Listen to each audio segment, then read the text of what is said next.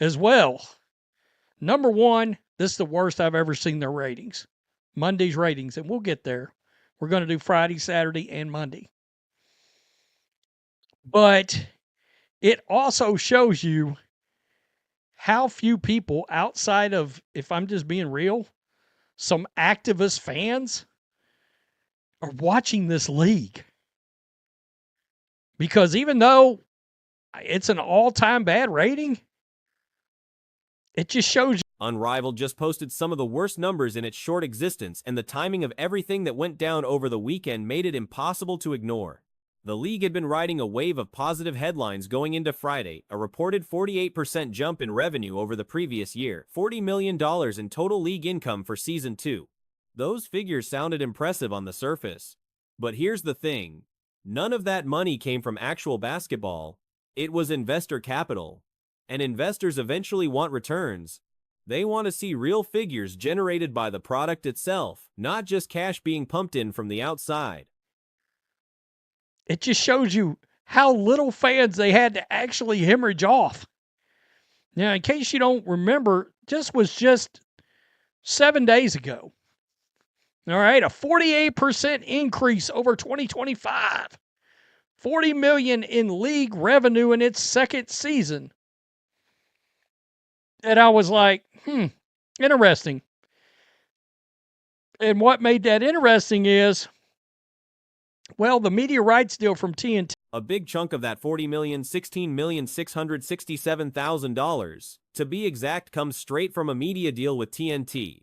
The structure of that contract is worth understanding. It's a 6-year setup broken into 2 halves. 3 years locked in, then another 3-year window that TNT alone gets to decide whether or not to activate. Right now, the general read on the situation is that TNT is not going to pick that option up. If things don't shift dramatically by 2027, this league is likely finished. Full stop. Now onto the actual viewership numbers, because they tell a rough story. Well, the media rights deal from TNT is $16.667 million of that. They signed a 6-year contract, 3 years, and then another 3-year option if TNT chooses to pick that option back up, which I can tell you right now, as it stands, they're not going to do that. I mean, in 2027, it would be a miracle if somehow, some way, this league. Friday's games came first. The Phantom versus Vinyl matchup pulled 30,000 viewers in the key 18 to 49 advertising demo on TNT. The Mist vs. Rose game posted the same 30,000 in that same window. A simulcast of the Phantom Vinyl game over on True TV brought in another 20,000 on top of that.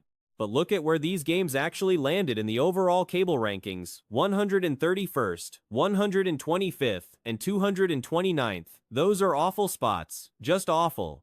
It would be a miracle if somehow, some way, this league is not doomed, if it's not done for. And this $40 million revenue is not basketball generated. This is investor generated. Well, at some point, investors want returns. They want to see what was generated. So let's just jump into this. This is Friday, okay? Last Friday. This is prior Breanna. Saturday didn't change the picture at all. The Lunar Owls versus the Breeze drew 30,000 viewers and sat at 143rd in the cable rankings. The High versus the Laces managed 20,000 and came in at 167th.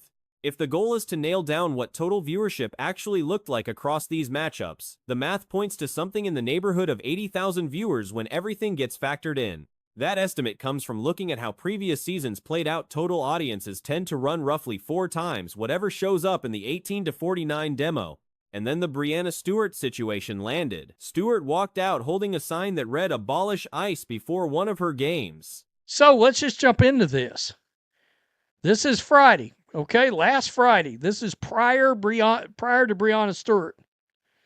Right here, the Phantom versus Vinyl, TNT, did 30,000 viewers in the 18 to 49 ad demographic. The Mist and Rose, 30,000 viewers in the ad demographic.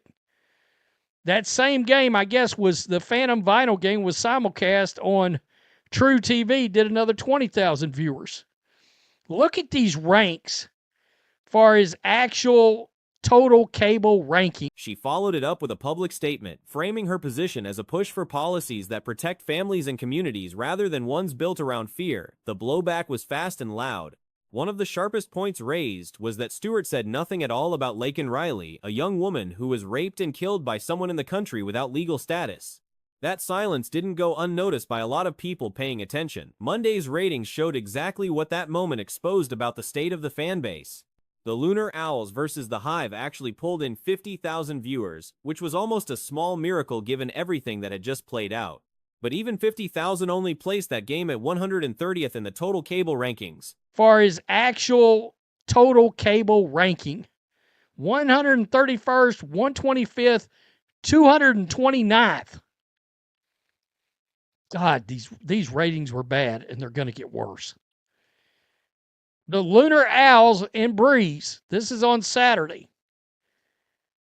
30,000 viewers. 143rd in the cable rank. The Hive versus Laces. 20,000 viewers. 160.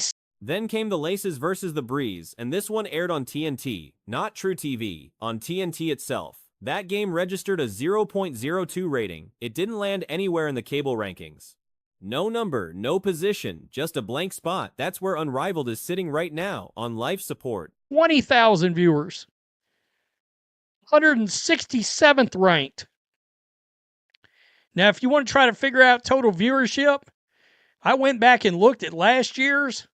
That's going to be roughly 4 times what's showed in the 18 to 49 demographic. You may be staring at a rating right here that's like down under 100,000. Like 80,000 viewers. Oh, but wait. It's going to get worse.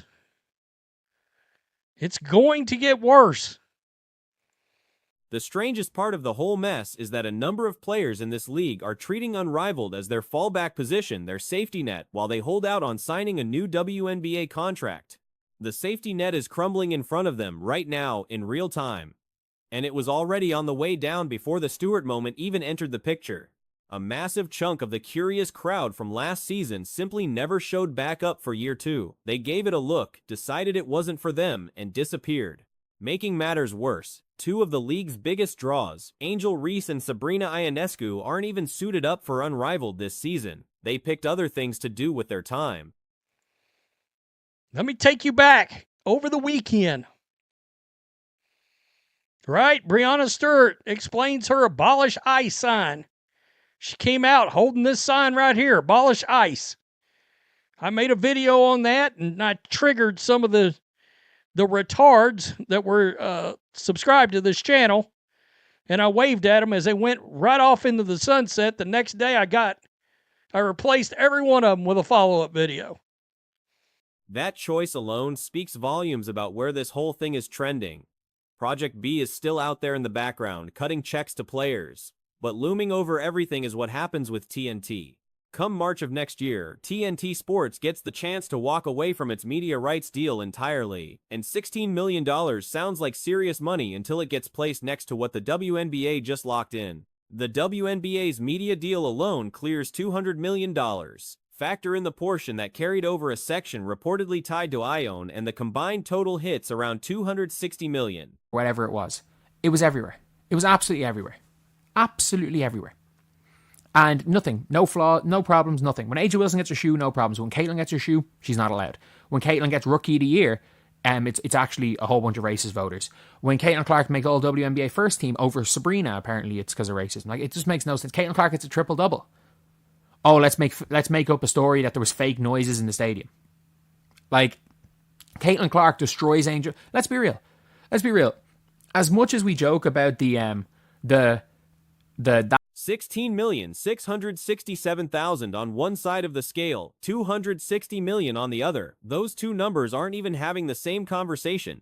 Then there's the Warner Brothers sale hanging in the air. If that deal closes the way everyone expects it to, there's a genuine chance Unrivaled gets ripped off HBO Max completely. The very platform it streams on could disappear out from under it. Here's what really stings about the whole picture, though. As much as we joke about the the "that bitch perfect" tweet. When Caitlin Clark dropped a 40-point, 1 rebound off a 40-point triple-double against Angel Reese to beat LSU in her senior year. If you guys don't know, the first thing that happened was everyone started searching her social media to see what if she'd said anything to try to cancel her. Like, it's nothing is to do with basketball. Like, it's funny because nothing's there, but it's never anything to do with basketball. Like, Kate, you are not allowed. And by the way, the league caving to this. When the ratings dipped after the Stewart moment, only about 10,000 viewers actually walked away. 10,000. For a league that's supposedly building towards something major, losing 10,000 people shouldn't register at all. The fact that it did register, the fact that it was visible enough to notice, tells the whole story about how thin the audience actually was. That's not a minor dip, that's a verdict. Caving to this is weak. Is so weak. It's an embarrassment to sports. It's an embarrassment to women. It is because it is proving every fucking negative stereotype people have about women's sports correct. It's proven that it will never be taken seriously.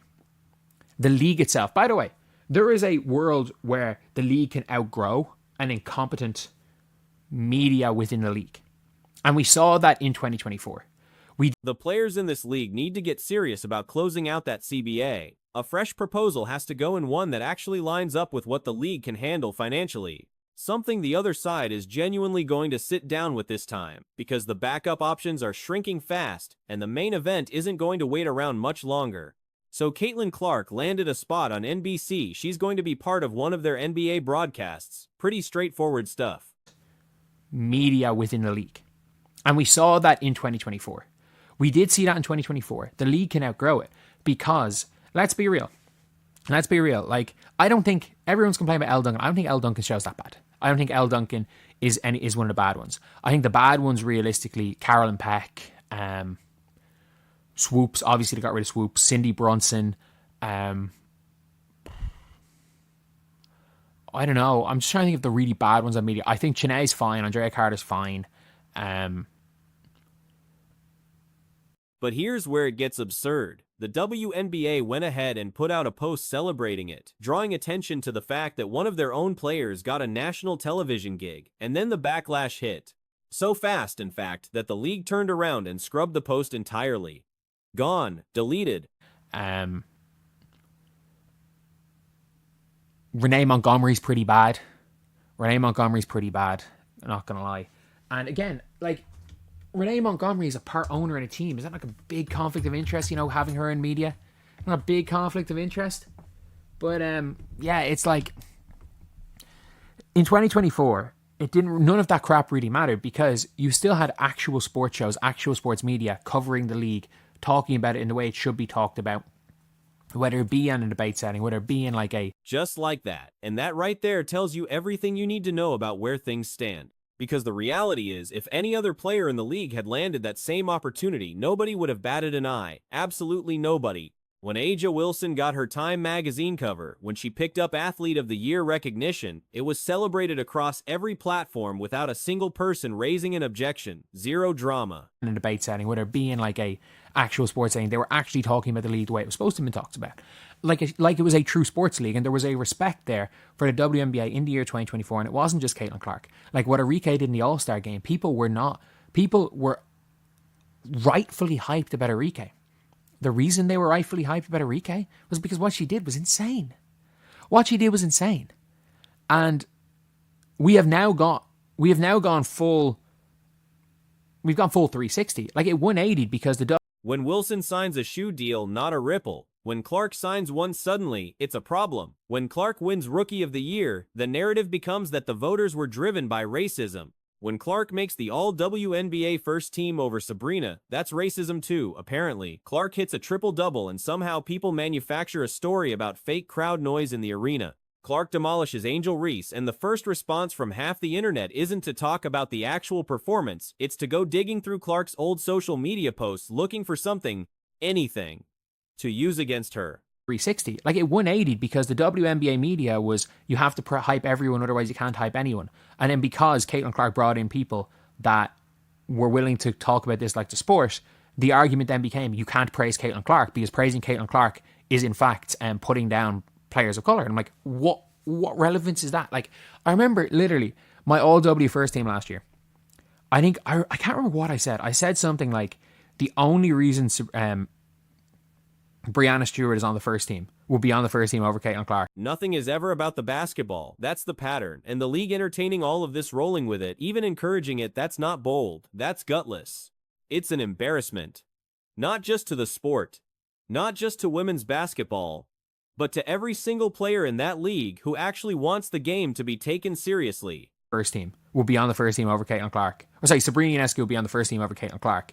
Is if you're you just want to prove a point. And apparently that was, nothing to do with basketball.